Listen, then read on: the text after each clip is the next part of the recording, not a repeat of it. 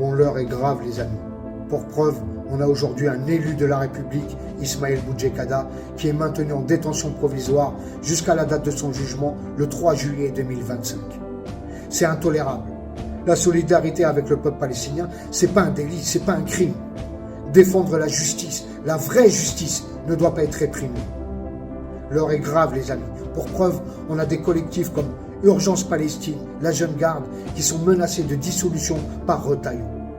L'heure est grave, les amis, parce qu'on a une montée du racisme, du fascisme, comme jamais vu en France, avec une propagande haineuse et raciste quotidienne, du matin jusqu'au soir, avec ces pseudo-journalistes propagandistes comme Pascal Praud, Laurence Ferrari et j'en passe. On a une propagande raciste et haineuse d'État, avec ces Retailleau, ces Messia, Zemmour, Bardella, Marion, qui vont jusqu'en Israël pour s'allier avec l'extrême droite sioniste. De toute cette propagande, on découle en France aujourd'hui des actes. Au mois d'avril, on a eu l'assassinat de la jeune fille à Nantes, paix à son âme, par un jeune qui idolâtrait Moustachu. On a eu l'assassinat du frère Aboubacar Cissé, Allah et Rahman. On a eu une agression à Poissy d'une femme voilée avec sa poussette à qui on a arraché le voile et jeté un liquide. Et on a eu devant une mosquée un homme qui a été retrouvé avec une hache.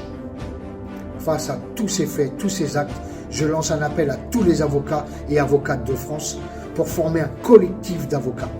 Comme l'a pu faire Maître Gilles Devers, paix à son âme, qui a mené au mandat d'arrêt international contre Netanyahou et Yoav Gallant.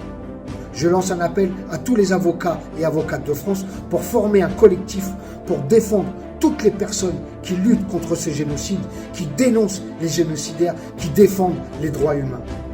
Ils veulent nous faire taire, nous museler. Et face à cette machine de guerre qui est l'État et cette justice qui la représente, on a besoin de vous. Alors s'il vous plaît, ne laissez pas l'algorithme TikTok étouffer l'information. Partagez, likez, commentez avec des commentaires de plus de 5 mots. Les emojis, ça sert à rien. Et de toute façon, quoi qu'il arrive, on ne se taira pas et on lâchera rien. Donc prenez soin de vous, force à vous, et on se rejoint très vite en manifestation pour soutenir Ismaël Boudjekada.